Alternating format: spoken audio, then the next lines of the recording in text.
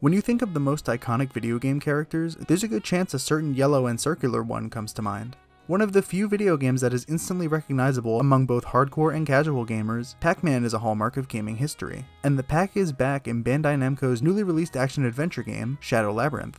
As someone whose earliest gaming memories involved endless hours of the original Pac-Man and Dig Dug on a copy of Namco Museum for the PS2, these retro classics played an important role in shaping my gaming interests. It's why I've been a fan of Pac-Man all these years, and the juxtaposition between this game and what we expect the cherry-chasing dot muncher to be is why I was so intrigued by it from the start.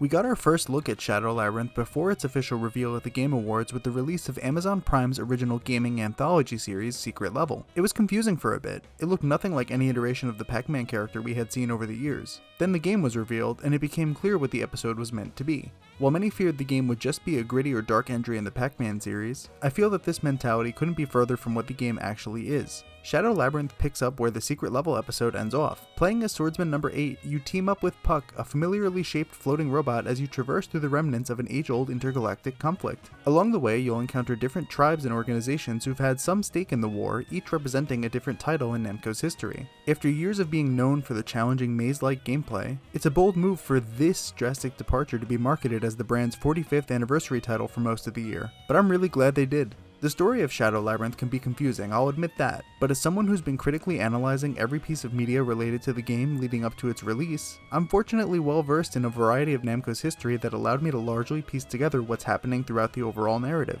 It can be easily understood within the game itself, but having that extra awareness of other titles allowed me to grasp the larger implications of the events of the game. Shadow Labyrinth takes the concept behind the classic video game Pac-Man and turns it into a Metroidvania. Challenging combat, numerous caverns to explore full of secrets and dead ends, and an ever-expansive list of upgrades to your weapons arsenal. I truly couldn't believe how vast the world is here and just how much you can customize your character. Having been provided access to what I thought was a substantial area in an exclusive pre-release demo, I was surprised to see that I had barely scratched the surface of what the game has to offer.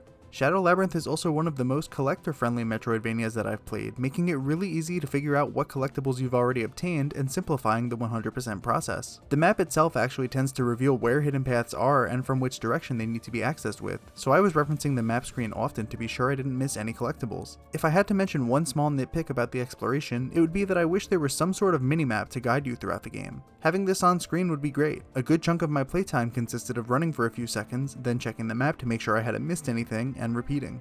Like many games in the genre, Shadow Labyrinth initially proves to be quite the challenge. I found myself dying over and over again, and it was during these early game moments that you realize just how spaced out the save or restore points are. Known as Miku Sols, there are two variations scattered throughout the world. They both save your game, but some fully restore your health, your extra HP tanks, allow you to change equip perks, and fast travel. The others simply just heal you and save the game. They come in handy and appear a bit more frequently as you progress further into the game, but if you choose to backtrack for collectibles, you'll still find yourself having to trek a little bit from the nearest Miku Sol to your destination. It seems like a chore, but this was a good opportunity for me to gather materials or farm aura, which is the money in this game, and take on stronger enemies as I learn their attack patterns for later encounters. The combat and controls are easy to understand, and you unlock new abilities with just about every boss defeated. What I love about Shadow Labyrinth is that it controls exactly as I thought it should. It never felt too floaty or imprecise. Your main form of combat consists of a 3-slash attack, which deals a good amount of damage as you upgrade your sword to its full potential. You can combine your sword slashing with a variety of ESP actions and special skills. There's a surprising amount of customizability between skills and perks, and I found myself swapping them more often than I would have expected as I learned my enemy patterns and made my swordsman strong enough for my playstyle. An example of this would be when I unlocked an equipment piece that made it so that my special skills would consume less of the energy bar. That being said, I did find that the first ESP action I unlocked was the most useful and rarely swapped away from it unless it was required to solve a puzzle, but they each have their own use depending on how you want to approach the game. Equipment is balanced by unlockable notches in the form of classic Pac-Man sprites. You can find more notches on the map and can equip as many perks as your notches will allow. I enjoy this as the amount of notches you have doesn't necessarily match the amount of perks you can equip, so you actually have to think about what you want to equip. You can't just equip the strongest material because you won't have enough notches. And staying true to Pac-Man concepts, after defeating an enemy, you have a few seconds to consume the enemy and earn materials that can be used to upgrade or purchase new abilities and perks. Those of us who saw the secret level episode remember, it's eat or be eaten. You only get one material per enemy, and while it usually drops the same item, some bosses have rarer drops that require multiple battles for me to actually get what I need to craft a powerful perk. Eventually you unlock the ability to grapple around various hooks and enemies with the active shot. Some areas test your platforming ability by having you grapple between very narrow sets of spikes, which I really enjoyed because it essentially forced me to master the grapple mechanic and view the game in a different light. I'd often scan each new area looking for any sort of grapple point I could access to maybe find a rare material or item. Shadow Labyrinth has a surprising amount of control to your moveset, which proves to be constantly expanding and teaching you new tricks all the way through to the end of the game. A huge way to shake up combat is by pressing in both control sticks and summoning the Gaia mech suit. While in Gaia form, you can hack and slash at enemies for a limited time without taking damage. This is really useful for moments where you need to deal large hits on enemies and was often the now or never moment for me in many boss fights I had attempted. You can only refill the meter by consuming enemies in sword fighter mode, and Gaia form can only be activated when the meter is full. It adds a good bit of strategy and means you'll have to figure out the optimal moment to unleash this powerful beast, and occasionally you'll encounter glowing blue walls that transform you into mini puck mode. Here you move around in the classic Pac-Man style, gliding around walls and picking up aura as they represent the classic dots found in Pac-Man games. Something about the mini puck controls took quite a bit to click with me, mainly where jumping kinda felt a little bit tricky. Eventually I learned to play around it and adapt to how the mechanic works, but in most cases I found it best to try and stay in sword fighter mode as often as possible in order to deal the most possible damage. My entire playthrough of the game clocked in at just over 50 hours, which sounds like a lot, but that's because I was aiming for every optional objective and collectible. While I didn't quite reach 100% the first time I completed the game, it added roughly another 10 hours or so to finish the game with every collectible and every area to 100%.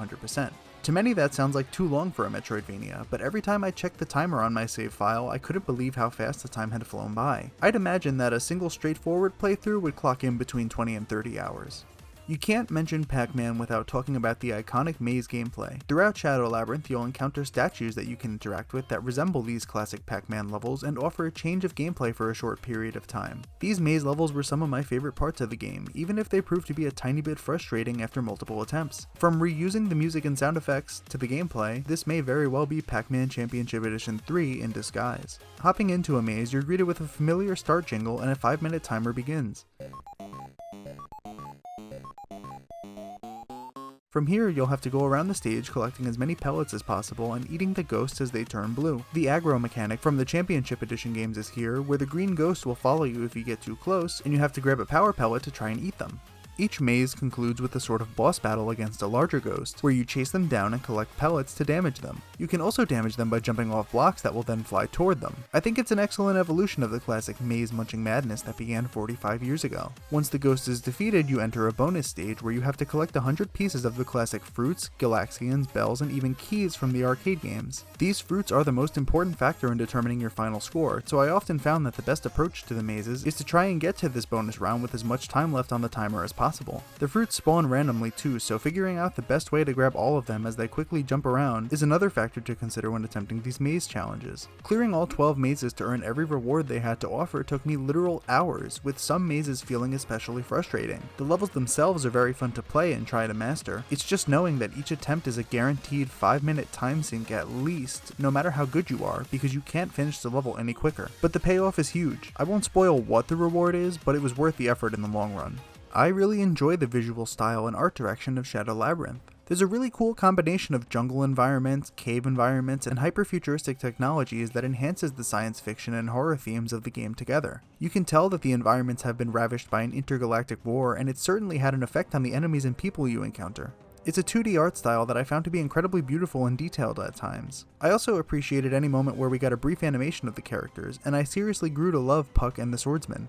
There were a couple of more detailed full-screen cutscenes, but a large amount of the story is told through in-game dialogue bubbles. I've seen a fair bit of criticism regarding the visual style of the game, but I personally had no issues with it. It's easy to view a change to something familiar with a negative connotation, but I really enjoyed seeing how the game transformed these classic sprites into something to be afraid of. The music is another aspect of the game that genuinely surprised me. A lot of these tracks are really great, adding on to the suspense or threat that these creatures from other worlds pose to the swordsman. It did make me smile a bit when I would be exploring an area and hear a hint of a classic Namco theme, such as a rendition of the Xevious main theme eerily playing while I was exploring a cave. I also appreciate how the enemies retain their classic sound effects, such as the Galaga ships and Dig Dug enemies, and I even took advantage of the pre-order bonus DLC that contains original arcade sound effects for Puck. Playing with the Nintendo Switch 2 Edition upgrade pack, I still encountered a few hiccups and stutters in performance. While I can't recall any instance of this happening during battles or actual gameplay, it's extremely apparent when interacting with a Miku Soul to upgrade equipment or save, as well as when opening up and navigating the map from the pause menu. Shadow Labyrinth took me by surprise, and I loved just about every second of it. Serving as the culmination of a larger retro Namco timeline, this game lived up to my expectations and then some. It's challenging, and some of the most fun I've ever had with a game of this genre. It's so cool to see the concept of Pac-Man be changed so drastically and still honor its roots. Looking at this exclusively as a Pac-Man game feels like the wrong way to describe it. It's a solid action-adventure game at such an affordable price that I think any fans of the genre or Namco's history should definitely give it a go. I really enjoyed my time with Shadow Labyrinth, and I hope this isn't the last we see of its world or its characters.